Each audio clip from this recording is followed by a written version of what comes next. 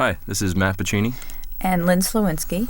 And I wrote Escalator Danger Squad, and Lynn produced. And this is the opening title sequence.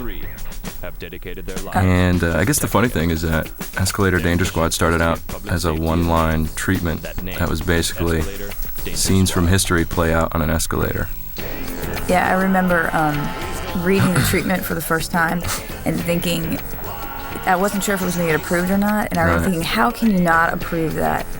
3 guys who take their job too seriously about literally just guarding an escalator. So yeah, it did get approved.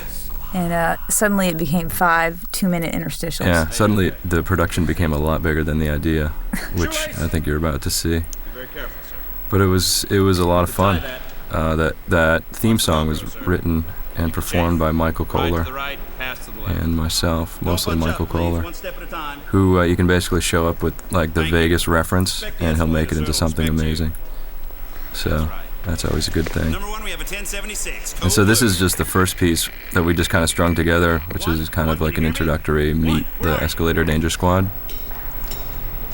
And I remember the first day of production, Jerry Peace, the assistant director, looked at me. In the morning, we were shooting all of Brad Brooks' stuff down in that little room, you'll see. And he looked at me and he said, if we shoot everything the way it's boarded right now, we have 3 20-hour days. And so we all basically got physically sick. Yeah. And then we had to drop a script, so this was kind of like an insert of a script that we dropped, which I think works out because it's kind of a random thing, so you got to at least meet him somehow. And it's not as apparent because this is kind of a compilation of a lot of the different scenes that we did, but we actually didn't even have the set locked down, which made it particularly difficult. Yeah, you can see all those like teal curtains in the background, and that they surrounded the whole set, and like people were always poking through and like wondering. So most of these are extras, but we're not 100% sure that some of these people coming up and down are. So don't mind the extras. That guy, I think, was definitely not. He didn't have a thing, a form. And this sequence here where Ross is talking with Bart. With Bart was one of the funnest things to shoot. Pretty much all ad-libbed. Yeah, and just really let the directors just let it breathe. Just let it roll. Yeah. Ross is actually an actor who lives on a farm in Lincoln, Nebraska. And he had this big cut on his hand during the production because he was roofing his house, and then all this roof tar got in the cut and it was all infected, and the makeup lady was all working on his hand during takes because it was all infected with roof tar. Yeah, and he definitely was a challenge in dealing with. It's like you'd tell him one thing and he'd do the exact opposite, but it would always be funnier. And he was always in character, so it worked. Yeah, you're constantly questioning. I was always like, God, I'm a hack. This guy's making me look bad. Yeah. But then this guy, remember the first day we shot all this stuff? The first morning we shot all this stuff in the little room. And it was going really poorly. It was really cold, and no one was really into it, and it was really cramped. And then we had these 20-hour days, and then everyone really felt bad, and we had this horrible lunch when nobody ate. And it was like the worst moment ever.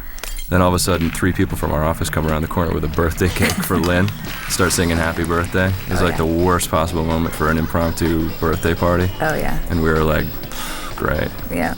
Yeah. That was a lot of fun. But sometimes I think, particularly shooting that interior in such a closed-in area, and we were under such time restraints, made it difficult. Yeah. Whereas when we got on the escalator, it could be a lot more. Yeah, once you got to the escalator, it was fine. And ironically, the extras on the escalator, because continuity wasn't a huge issue with a lot of stuff, it was much easier. Yeah. Yeah, I mean, especially poor Brad. I mean, we had the camera right in his face first thing in the morning in this tiny room, and everyone was just like... And we hadn't figured out the vibe yet. Yeah, exactly. Which is always the problem in shooting things out of sequence. And we had the 2 directors figuring it all out. Yeah. Brad Stewart and Art Haney directed this. They came in from Phoenix and Portland. And definitely to make note of, particularly on this escalator that you're seeing here, this is the only time it appears. Is this one. Yeah. So we went with the red curtains instead of the teal for the party festiveness, which worked out nicely for us. It was particularly challenging for the DP because it was all handheld. Yeah, and this space was so cramped. Yeah. But this was awesome. I love this location with all that block glass and everything like that. Yeah. It's nice. Yeah, definitely. But yeah, all these people. It's so funny to describe to this group of people. You're having a party on an escalator. They're like, all right, whatever, we'll do it. And then one of those wonderful production things here towards the end, as we start singing the song. And with my lack of religious background, I didn't know it either. It's some very famous. Some like hymn. It's like a Freedom March hymn or something like that. Something I'm sure Michael we should know about. That Michael started. And he definitely knew it because he sang it on every take. Yeah. To this day, it still may be a problem. And it still might be illegality. But I remember the guy who was supposed to give the little speech at the beginning didn't show up to the shoot. Oh, right. And then we had to cast on the spot. Yes. And so Ryan Richardson, the guy who actually ended up giving the shoot, the big guy, did a great job. Yeah. But he looked like he was about 12 years old, so we put some gray in his hair, and he actually somehow looked older. So this is episode number 3, and this is kind of stayed true to the whole scenes from history play out on an escalator. And this guy just looked so much like Lincoln. Yeah, we went for a Lincoln search. We did a Lincoln search. We were like, yeah, we need someone who looks like Abe Lincoln. Sure enough. In Atlanta, Georgia. Yeah. And it actually was incredibly not difficult. Yeah. Believe it or not. And then this guy, Mark Harris, who plays John Wilkes Booth, he did all this research. He watched all these movies, read all these books on John Wilkes Booth, and surely enough, looked exactly like him. And I think we only did the pie scene twice. Yeah, exactly. Exactly. And it fortunately worked both times. Yeah, and funny enough, Ross is actually from Lincoln, Nebraska. Nice job. So he actually gave us that line on the spot. That was never written. Most of the funniest stuff in this thing was never written, which is, a credit to me. Of course. Then we put the little sting on there at the end, and that was always fun. Call me the general. They call you. And here's the rapper. They're all pretty much one gag scripts. Yeah. That just kind of. This one we weren't quite sure. No. We almost dropped it, I think, a couple times. Yeah, it was between this and Shoelace, the one that got dropped, and 2 one gag scripts. And Ross is just kind of hitting on this girl the whole time, but I remember she had nothing to say. Yeah. So in between takes, he'd be hitting on her, and it would look like he was really having a good time. And Ross's girlfriend Barb was actually on set, and she'd be like kind of keeping an eye on her. Then between takes, he'd be like, God, that girl is such a zero.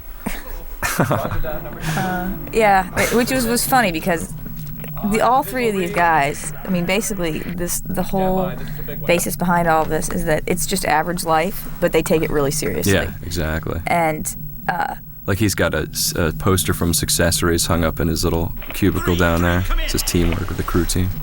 And it's just that they really take life seriously. And I mean, it's funny because I don't think any of us do. Mm-hmm. So it's such an exaggeration to see people who do. And especially their jobs that nobody ever told them to do it. Yeah. I mean, most of us that don't take our own jobs that seriously. Exactly. And we were hired and actually get paid. But yeah, so to see Ross having to flirt with a girl. Exactly. And doing it well was impressive. Yeah.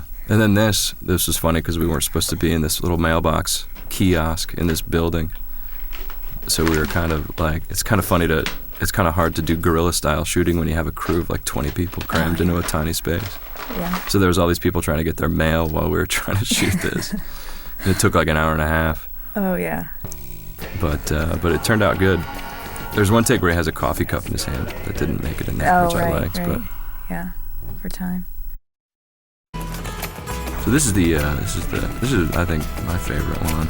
Yeah, I think I probably agree. And I love the music on this one. We underscored it with kind of a Spanish thing. Particularly difficult for the DP, as you can tell. Yeah, exactly. I don't know if he's on tracks or not, but he was sometimes.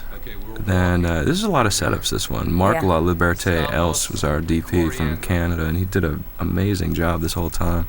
We couldn't have got all this stuff if it wasn't for him. Yeah. He was just on top of it, and his assistant Scott Trimble, who actually built that rig from the Lincoln scenario, this like John Woo sort of a rig, built that thing in his garage. And he shows up on set and he's like, "Hey, I got this thing that I built. I don't know if you're gonna be into it or not." We saw it. We're like, "Jesus, man." That's awesome. And then this is Melissa Warrenberg and Karen Hutchison, who both work at Cartoon Network in this bull costume. And ironically, we were trying to get Ross at this point to say something in Spanish, Mm-hmm. so we wrote it down on cards for him. Remember Jerry Peace had that little translator? Yeah. And little did we know that he was actually going to hold the cards. Exactly. Read off of I them. think it worked out better. And though. it worked out fine. For some yeah. reason, he's got flashcards on his person at all times. Yeah, which makes sense, I'm sure. And that's Billy Cohn. He also works with us. So that's Dave Drapick and Pete Johnson and David Warren and Billy Cohn on the Escalator and another extra whose name I don't know. But this was the best crew I've ever worked with, I think. Hey, you guys We got more accomplished in a shorter period of time. I think than anybody ever has. Yep. Minimal lighting certainly helped. Yeah, But, exactly. Which definitely added to the look of it too, which was a good thing. But yeah, I think everyone did an amazing job, and this is something that I never even imagined would get produced, and here it is, and it's kind of funny. I think I have the same reaction every time I look at it.